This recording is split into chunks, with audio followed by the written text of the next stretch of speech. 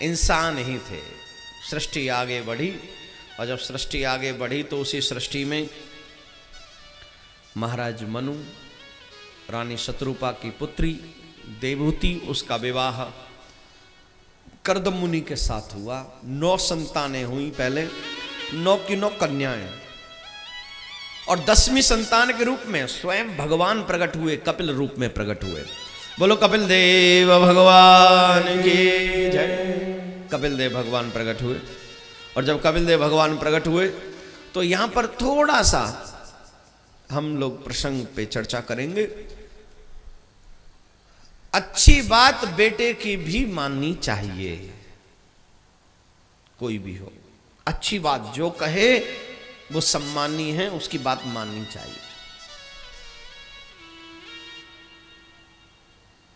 कपिल देव से मां ने पूछा, देवहूति ने पूछा, पुत्र अगर तुम भगवान हो तो मुझे आपसे कुछ जानना है।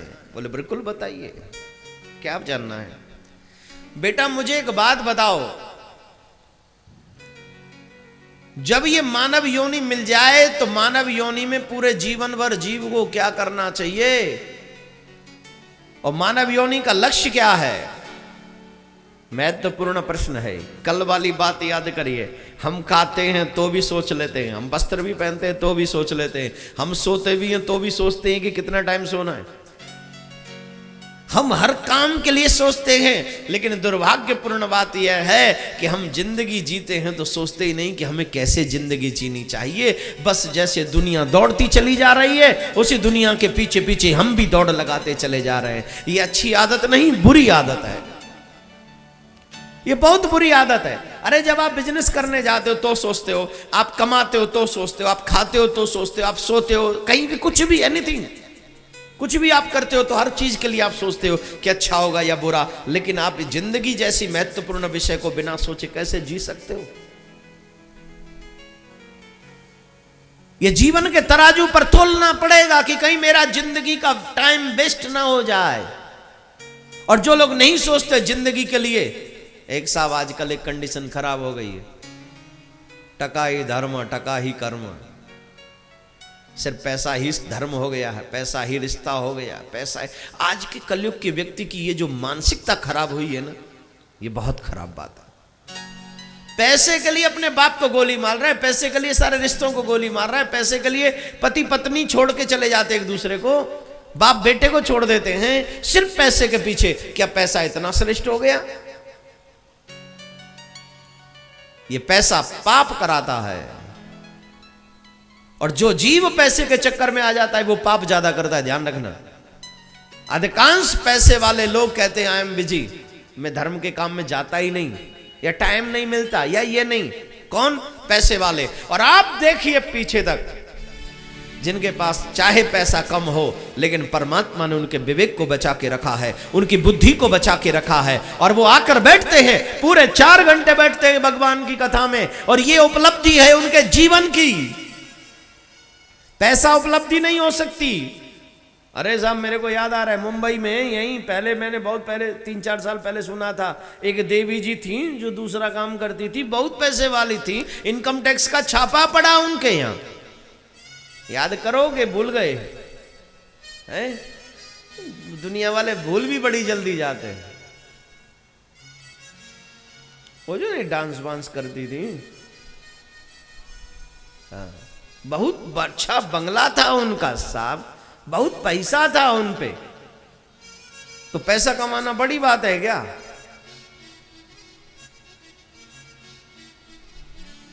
पैसा कमाना बड़ी बात नहीं है, हाँ पुण्य कमाना बड़ी बात है।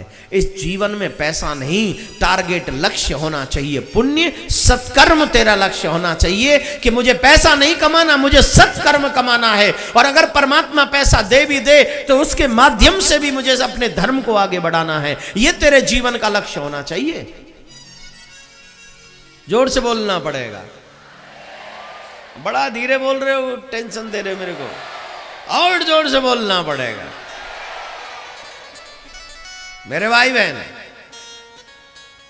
लक्ष्य होना चाहिए। अगर कई बार तो गिफ्ट में मिलता है ना पैसा, हम जिस घर में पैदा हुए हैं वहां ऑलरेडी पैसा इतना है, तो फिर उससे भी अपने धर्म को बढ़ावा दो। ऐसे दिव्य आयोजन करते रहो। आज मुझे यहाँ जब नौजवान बच्चे मिलते हैं वो कहते हैं आपकी कथा 3 साल से सुन रहे हैं, तो धन्य है उन लोगों का पैसा जिन लोगों के पैसे की वजह से हम आस्था पर प्रसारण करते रहते हैं। धन्य है वो लोगों का पैसा जिनकी वजह से ये ऐसे उत्सव होते रहते हैं। इसमें हमारा कुछ नहीं है। ये वो दानदाता हैं, ये वो धर्मात्मा लोग हैं जिन पे पैसा भी है लेकिन पवित्रता भी बची हुई है उनके पास, अच्छे विचार हैं उनके पास में। एक और बात बता दूं साहब, जो पापी लोग होते हैं ना उनका 1 रुपया भी नहीं लगता ऐसी जगह पे। पापी का पैसा डिस्को में लगे, पापी का पैसा खाने होटल में लगे, पापी का पैसा और 10-20 ड्रिंकिंग, स्मोकिंग और ईटिंग समथिंग बैड ऐसी जगह लगे। लेकिन नहीं लगेगा तो अच्छी जगह तुम्हारा पैसा वो पाप से कमाया हुआ नहीं लगेगा।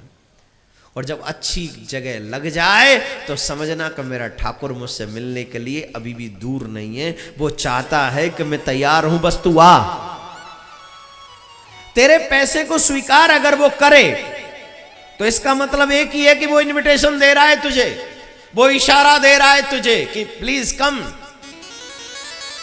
आ जाओ, मैं तैयार हूं, तुम मिलो मुझसे।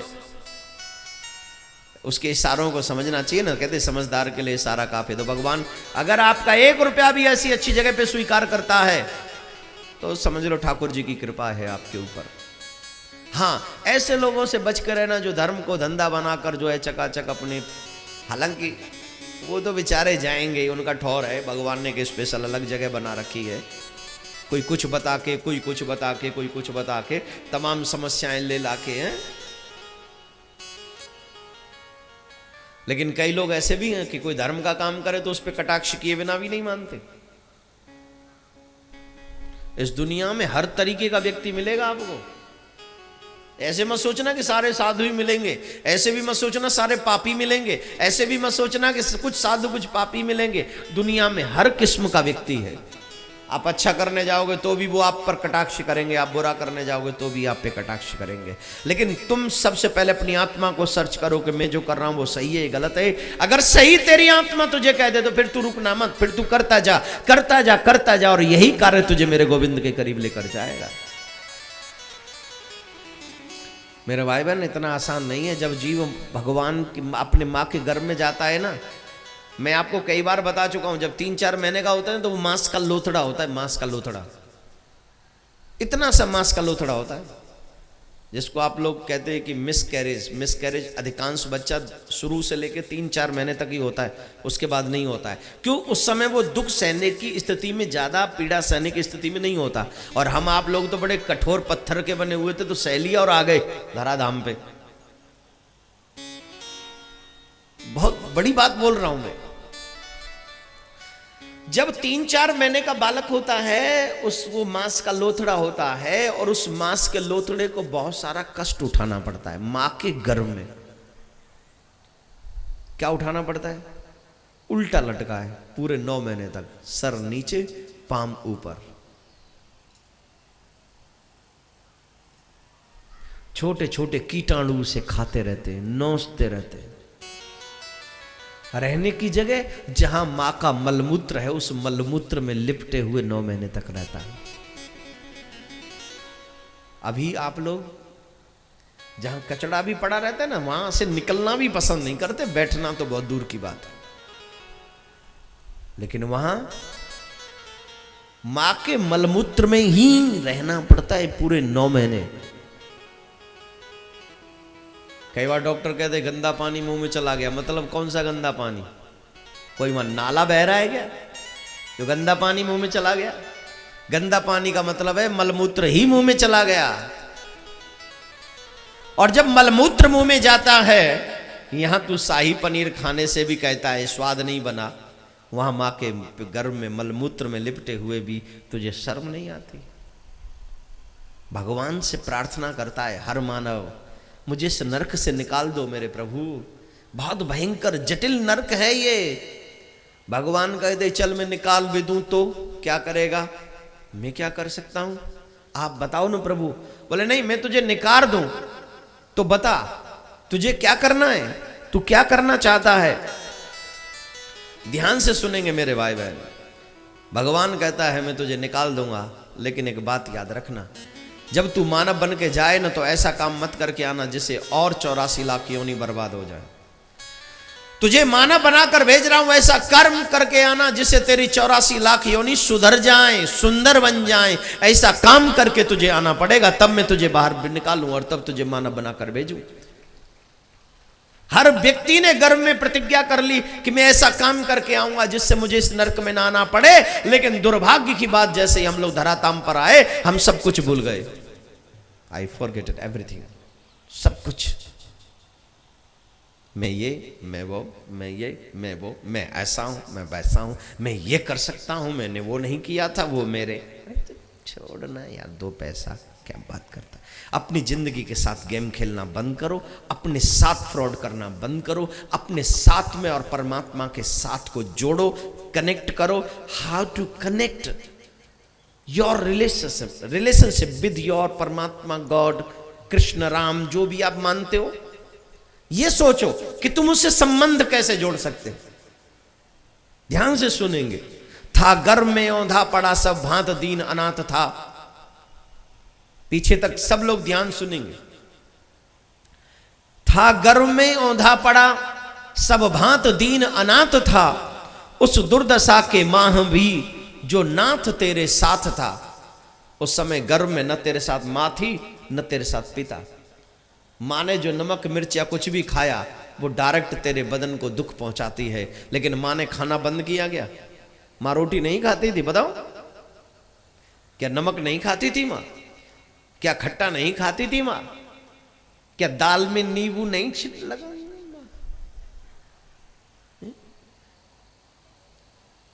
अगर तेरी मां को इतनी परवाह थी तो गर्भ में तेरी मां ने चिंता क्यों नहीं की? उस गर्भ में भी जो तेरी मां बन के तेरे साथ रहा, उसे तू क्यों भूल गया? जहां तेरी आवाज सुनने वाला कोई नहीं था, जहां तुझे देखने वाला कोई नहीं था, जहां तू किसी को सुना नहीं सकता था, वो मां का गर्भ, जो मां का गर्भ किसी काल कोठरी से कम नहीं, बल्कि काल कोठरी से भी ज्यादा भयावह है, खतरनाक है। काल कोठरी में मलमूत्र तो नहीं है, काल कोठरी में उल्टे तो नहीं लटके, काल कोठरी में छोटे छोटे कीटाणु तो नहीं है जो खाएंगे। ये सब मां के गर्भ में था। तामस्त्र नरक इत्यादि से भी ज्यादा कठिन मां का नरक है। था गर्भ में औंधा पड़ा सब भांत दीन अनाथ था, उस दुर्दशा के माह भी जो नाथ तेरे साथ था। सब तज भजूंगा मैं तुझे, तूने किया था वायदा। क्या वायदा किया था भगवान से? सब तज भजूंगा मैं तुझे, तूने किया था वायदा। मनुष्य संसार में आकर माया मोह में और कामनाओं में ये सब फंस जाता है। जैसे ही आ जाता है तो वादा भूल जाता है। अब मैं सब तज भजूंगा मैं तुझे, तूने किया था वायदा। अब क्यों उसे है भूलता, भजरे उसे ही सर्वदा। अब उसे भूलने का काम नहीं है, अब उसे याद करने का वक्त है। भगवान को याद करना ही, उसके समर्पित होना ही अपने मानव जीवन का सबसे बड़ा लक्ष्य प्राप्त हो सकता है, अपने जीवन की सार्थकता है, अपने जीवन का सही मोल भी है।